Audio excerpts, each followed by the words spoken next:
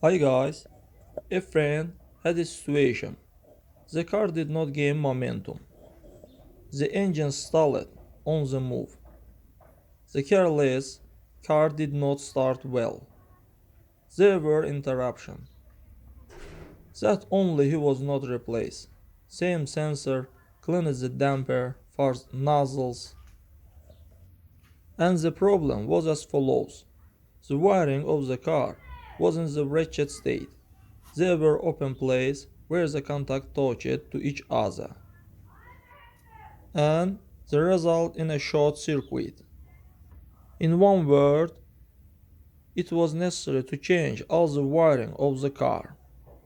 And when the craftsman changed the electrical wiring, he changed it from the plug, and the plug itself had to replace it too, because the old needs to be changed to the new. They could create a short circuit there too.